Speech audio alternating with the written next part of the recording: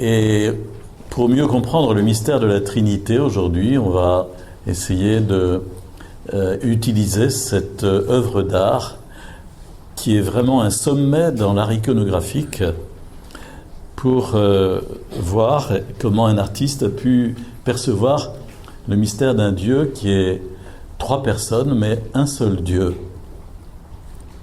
Je voudrais dire pour les personnes qui entendront ce commentaire sur Internet qu'elles peuvent trouver le texte sur mon blog charismata.free.fr. Et nous allons partir tout d'abord d'un passage de l'Ancien Testament, je ne sais pas si vous le connaissez, dans le livre de la Genèse. Il y a un épisode où Abraham, qui a dressé sa tente dans un endroit qui s'appelle les chênes de Mambré, qui fait un arrêt et qui se repose, Abraham voit arriver trois visiteurs et ces trois visiteurs s'approchent. Alors avec une hospitalité toute orientale, Abraham les invite à déjeuner et il dit à Sarah, sa femme, d'aller tuer le veau gras et de préparer à manger. Et ces trois hommes qui se dirigent vers Sodome et Gomorrhe et qui vont le dire à Abraham, ces trois hommes vont rester avec Abraham et annoncer à Abraham qu'il aura plus tard un fils dont le nom sera Itzhak en hébreu. Et pourquoi ce prénom Itzhak? Ça veut dire il a ri, ou elle a ri, du verbe rire. Pas Hillary Clinton, elle a ri. Et pourquoi cela? Parce que Sarah, qui est une femme très âgée, entend ça tout en préparant le repas et elle dit « tu parles, à mon âge, avoir un enfant » et elle se met à rigoler. Et c'est pour ça qu'on l'a appelé Itzhak, elle a ri. Bon, ça c'est la petite histoire. Mais toujours est-il que dans l'épisode de Genèse, chapitre 18, que vous pourrez aller voir dans l'Ancien Testament, il y a donc trois personnages. Il y a une table, il y a une maison, un arbre, les chênes de Mambré et des bâtons de pèlerin, comme on le retrouve ici sur cette icône. Regardez votre icône.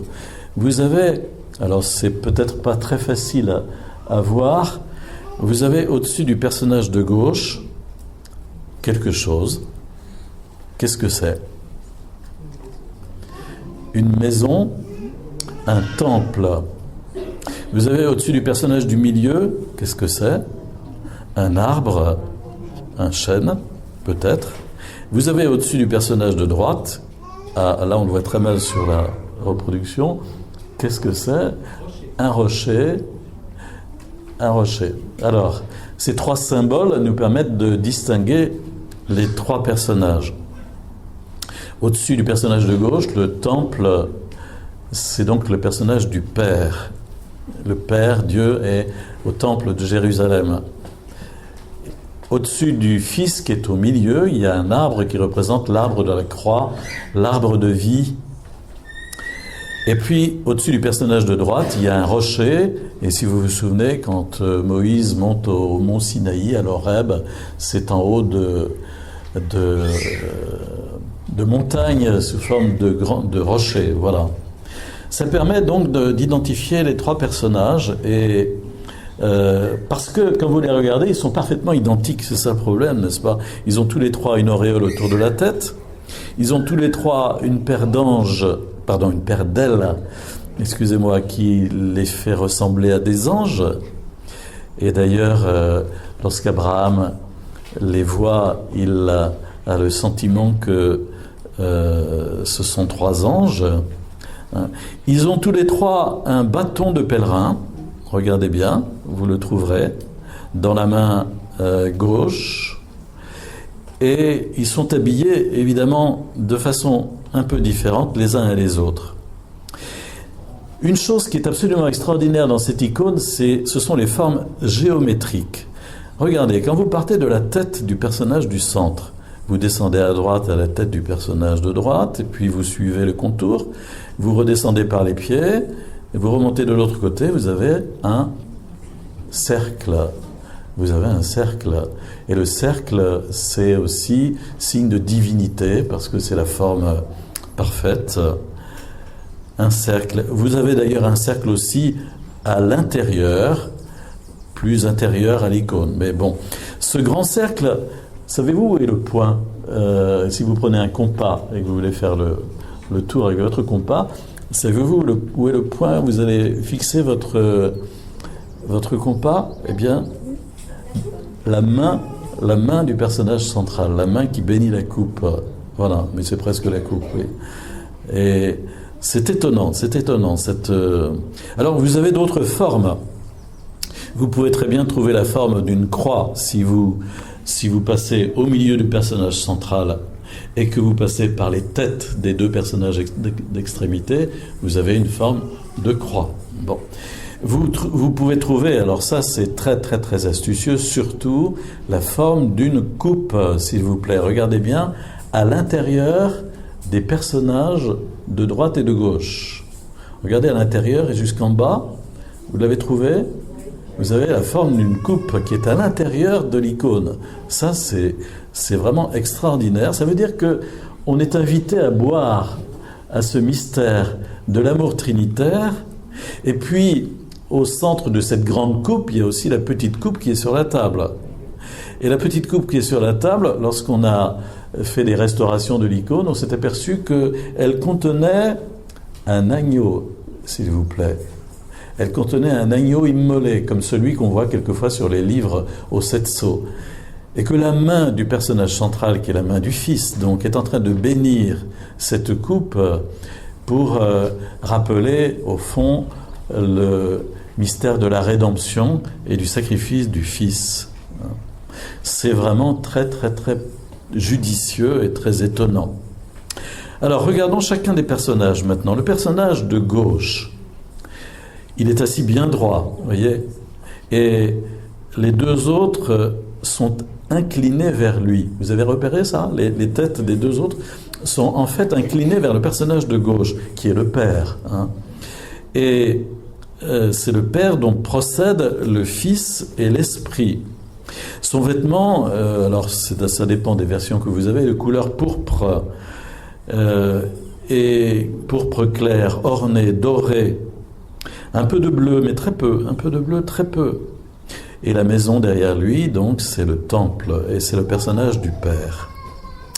Le personnage central, regardez son vêtement, il est de couleur pourpre, plutôt, en particulier le vêtement de dessous, avec ce grand bras droit, et en guise de manteau, un vêtement de couleur bleu foncé, qui est drapé de sorte à laisser libre le bras droit. C'est le Fils. Et le sacrifice volontaire du Fils est évoqué par lui-même, puisque sa main droite indique la coupe en forme de calice, bénit la coupe, et l'arbre qui est derrière lui, donc symbole de l'arbre de vie, symbole du bois de la croix. La couleur bleue domine son manteau, parce que, au fond, il s'est incarné et il nous a révélé la gloire de Dieu en tant que Fils unique du Père. Le personnage de droite, lui, se penche vers le Père dont il procède, c'est le Saint-Esprit. Il porte un vêtement de façon à laisser son bras libre, mais à la différence du Fils, il ne s'agit pas du bras droit, mais du bras gauche. Et donc, quand vous prenez ces deux bras, vous avez le Fils au centre, qui a le bras droit, qui est extérieur à lui, et l'Esprit à gauche, qui a son bras gauche extérieur. Et saint Irénée, évêque de Lyon, qui était originaire de Smyrne en Turquie, saint Irénée disait que le Fils et l'Esprit sont les deux bras du Père. Saint Irénée, 177, 2e siècle. C'était sa théologie. Le Fils et l'Esprit sont les deux mains du Père par lesquelles il accomplit toute la création. Car la Trinité tout entière est créatrice. Le bleu ciel, qui était très présent chez le Fils, est aussi présent sur l'Esprit. car le Fils est envoyé sur la terre, mais l'Esprit Saint aussi, comme notre défenseur. Vous avez entendu l'évangile tout à l'heure. Voilà. Et derrière, donc, cet ange de droite, il y a le rocher, qu'on peut interpréter comme le symbole de la montagne du Sinaï, où Dieu donna à Moïse les 10 paroles. Regardons maintenant les têtes des 3 personnages. Il y a manifestement quelque chose qui se dit. Regardez le personnage central. Il est en train de regarder le personnage de gauche. Le Fils regarde vers le Père. Le Père, lui, regarde en face vers l'Esprit, tout à droite. L'Esprit, lui, ne regarde ni le Père ni le Fils, mais il regarde vers la coupe et vers ce petit rectangle qu'il y a en bas, qui représente l'endroit où l'on met les reliques dans un autel. Si vous allez à la cathédrale du Mans, passez derrière l'autel, regardez, il y a une petite porte, et on a mis dans l'autel de la cathédrale des reliques. De même que quand vous voyez le prêtre qui commence la messe, il s'incline et il embrasse l'autel parce que à cet endroit-là, il y a ce qu'on appelle une pierre d'autel dans laquelle on a inséré des reliques. Ici, je ne l'ai pas fait parce qu'il n'y a pas de pierre d'autel et on ne vénère pas les reliques. Mais normalement, le sens de cette embrassade de l'autel, c'est cela, c'est la vénération des reliques qui ont été placées dans l'autel et qui nous rappellent que notre vocation de chrétien, c'est d'être unis au sacrifice de Jésus, y compris jusqu'à donner notre vie si nous y sommes appelés. Ça veut dire concrètement que quand on regarde cette icône, en fait, on est placé derrière l'autel. C'est rigolo. Il y a une espèce de perspective inversée qui fait que le point de fuite, si vous voulez, il est devant l'icône.